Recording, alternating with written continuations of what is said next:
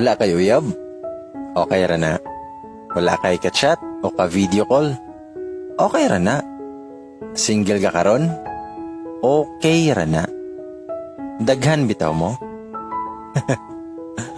Bitaw, malipay ka bisag wala kay uyab nga mag I love you nimo. Makatulog ka bisag walay mo good night nimo. Makamata ka bisag walay mo good morning nimo.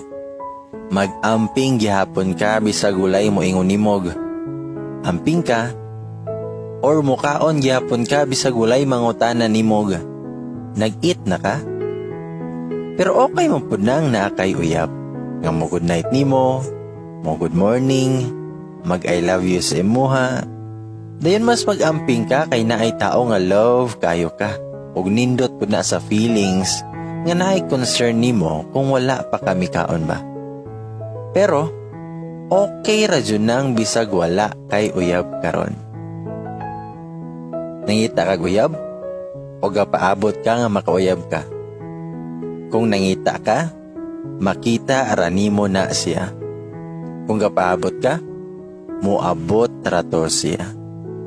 So for now nga wala pa kay uyab, single ka karon, wala kay ka-chat, kay lagi, wala kay uyab. Focus sa imong kaugalingon. Love yourself. Paningkamot para sa imuhang mga pangandoy sa kinabuhi. Be proud kung unsa ka. Be happy kung unsay naani mo. Dawata kung kinsa ka. Kay aron pohon kung moabot na o makita na nimo ang the right person nga higugmaon ka, kay andam na ka. Ug andam na pud kayo ka nga higugmaon siya nga way sama.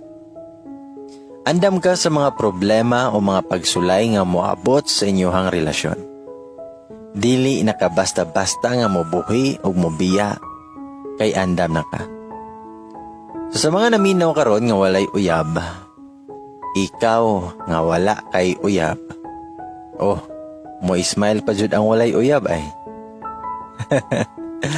Bitaw, ang ako rang masulti nimo, mintras wala pa kay uyab, ila-ilaha sa og tarong imuhang kaugalingon.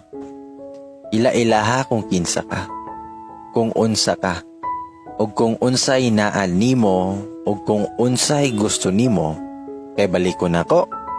Kay aron pohon kung maabot na o makita na nimo ang the right person nga higugmaon ka kung kinsa ka, kung unsa ka, og kung unsay naan nimo, kay andam na ka.